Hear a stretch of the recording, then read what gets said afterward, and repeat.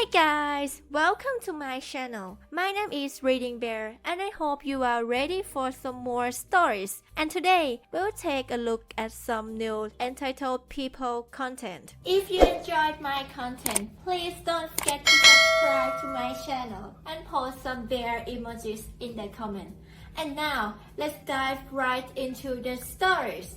The first story is titled, Confronting the Entitled Mother Who Demands Access to My Pool. Living in a suburban area, I was lucky enough to have a spacious backyard that overlooked a serene lake. As a swim enthusiast, I would spend hours soaking in the cool waters during summer months.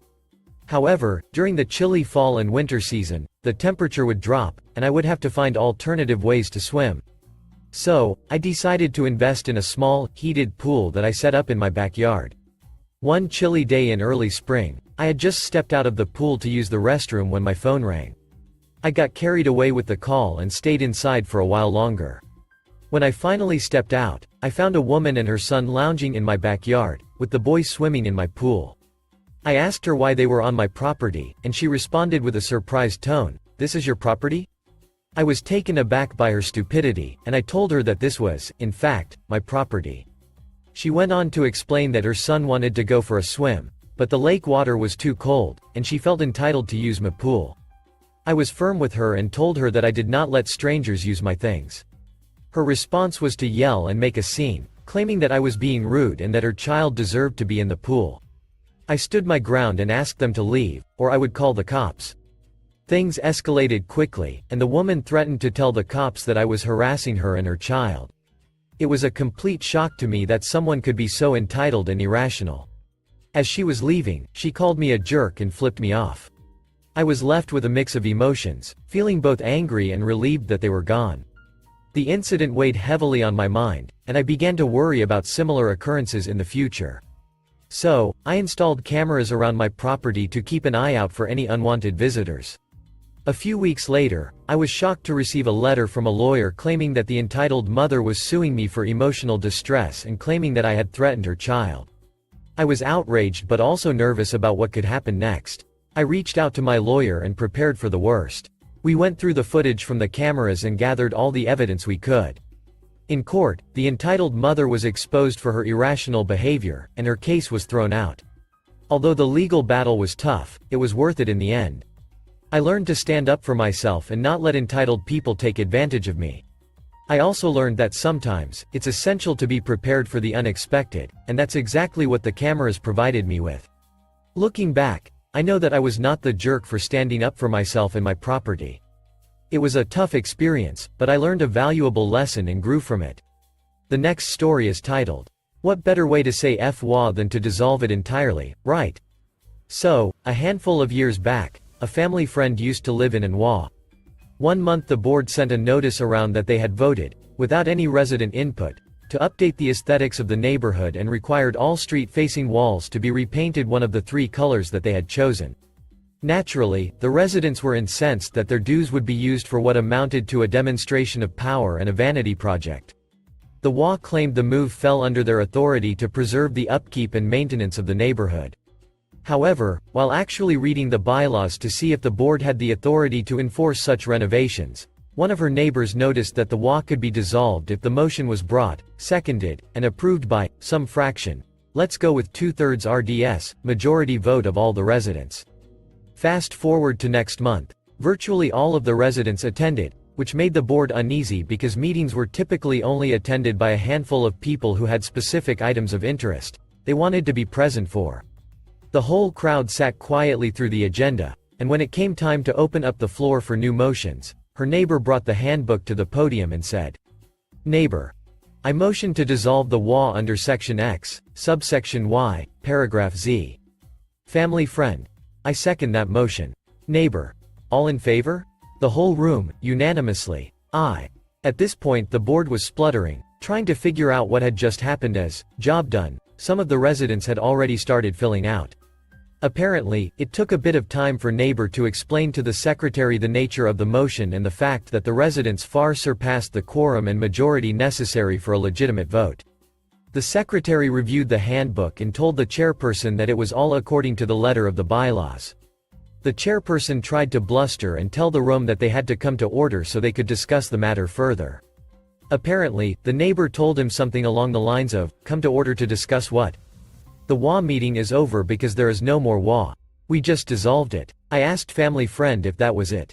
She said the chairperson ended up sending a letter around telling them that, "I recognize you're all very upset, but let's not make rash decisions," and that they could discuss making some changes to the renovation plans. But it was right there on the record. The WA had been legitimately dissolved, so no one showed up or responded, and eventually the board gave up trying to regain power. The next story is titled, FHOA. Apparently being stalked by the WA or something. So, in the past 12 months, we've suddenly gotten 4 non-compliance notices for 4 separate things. Never had one before except when the paint became too dull on our house numbers 7 or 8 years ago. The first notice, the fence enclosing our heating unit was 1.5 inches too short, apparently. We had someone sort that out the same week. Second notice, the porch had dirt on the bottom step. Yes, they took a photo of the dirt imprint footprints on the bottom step. Third notice, the trash company forgot to take our trash from the curbside. Half of my street alone also does curbside, and they are still doing curbside pickup. This is well known, no one keeps it a secret. 2 days later, the trash company says they'll send out a guy to pick ours up to make up for the miss, so we brought the bin back out, and you guessed it. The WA said we can't do curbside. Yes, I totally get that it was somewhere in the updated rules. My problem is that they skipped over everyone except me. No one understands why our house is the only one that got sent a notice. But whatever, they can pick and choose, fine. Fourth notice. Most recently, a notice today because of a recreational vehicle in our driveway. It's not a recreational vehicle. It's the hitch or whatever that belongs to the repair company fixing the insurance-covered damage in our home because of a leak. It was there for 2 days as of the date of the letter and the photograph they took. The most peculiar thing about that fourth incident is that 2 doors down, there's a family that regularly keeps their enormous whole boat out in the driveway. It's been there every day for the last month since they brought it in. Kept right with the cars. Down the street, another family keeps their rolling shed sort of thing on the side of the street or on their driveway. They've been doing that for years. I see nothing wrong with either of those, but that's irrelevant when the WA tells me that a recreational vehicle can't be on the lot at any time, temporarily or permanently, unless it's screened. How do you screen that off? It's not a recreational vehicle. It's supposed to be attached to the company's truck. They left it here since all the flooring material the insurance paid for is stored in there. Someone has been singling us out. It's so outrageous that even the neighbor was confused. Of course, let it be known that we're the only Asian family around. My retired dad, mom, and me. I've never even raised a fuss about the stupid subdivision fees going up hundreds of dollars, in the middle of stupid Central Virginia. Also let it be known that the only black family that used to live on the next street moved away after getting similar treatment starting a year or 2 back, too. I wonder if there's a pattern here. Too bad no one can do anything about it because it's in WA, and even if you appeal something, it's doomed to go nowhere. Update. September 2022. So, it took some calling back and forth, but the compliance specialist explained that they thought it belonged to us because the trailer in the driveway is gray, somewhat similar to the color of the house.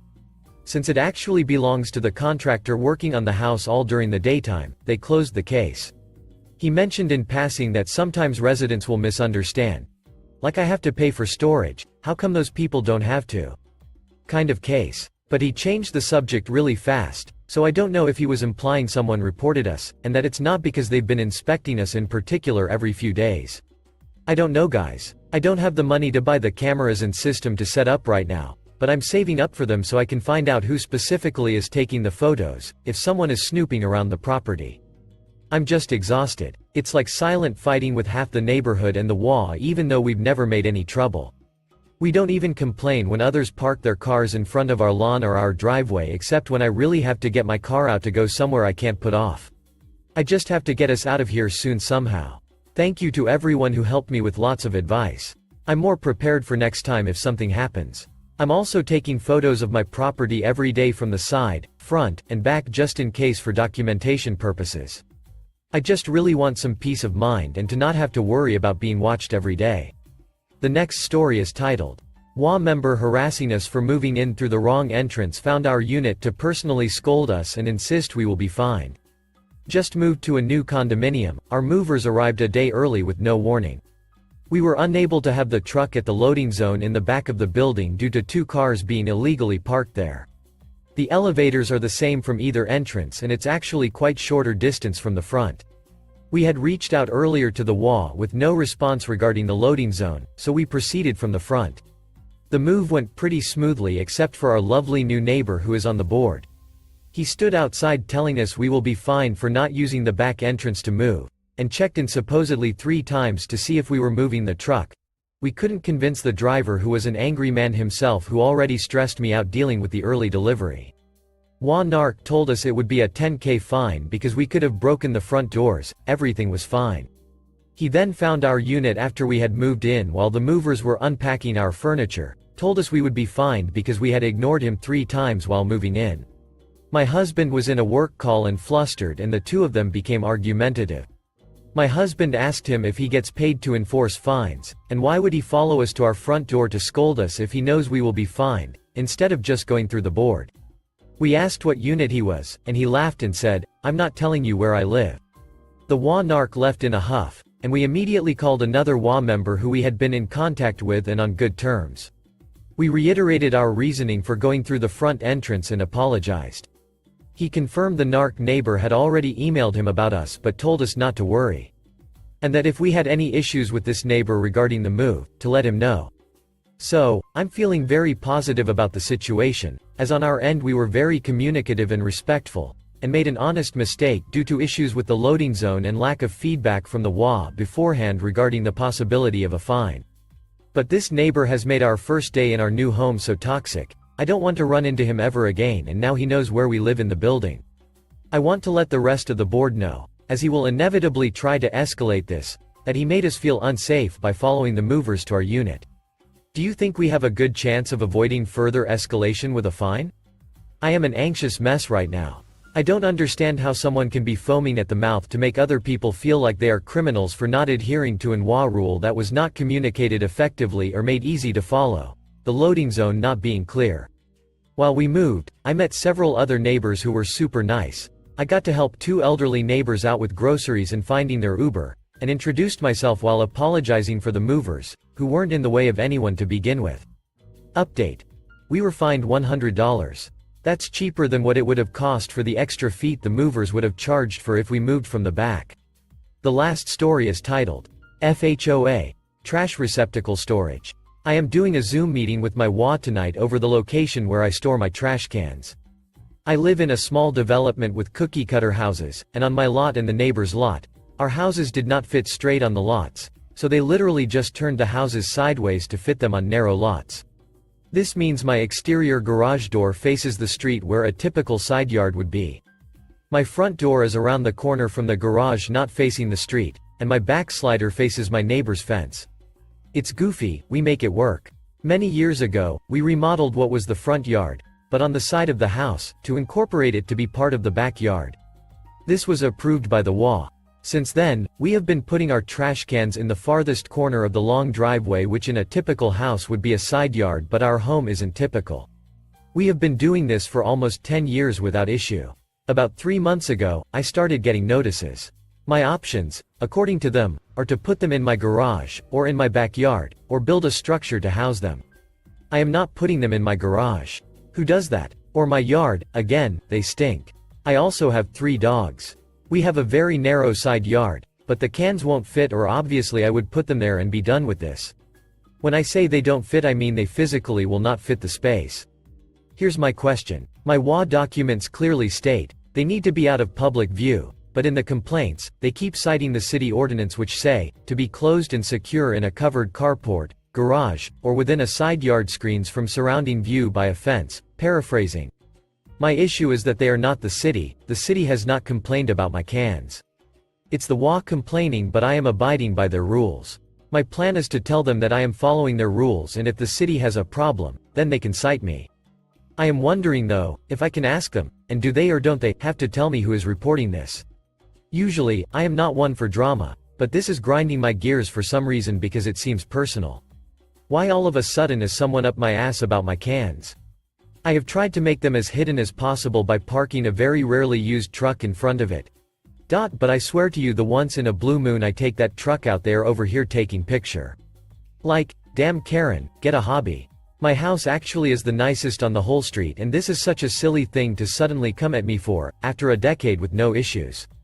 Anyone with similar experience or advice or just want to make me feel better by bitching, go on with it. Update. My neighbors all came to my defense at the Zoom meeting. All said I have the nicest house on the street. The WA apologized and thanked me. I win. Thank you for listening.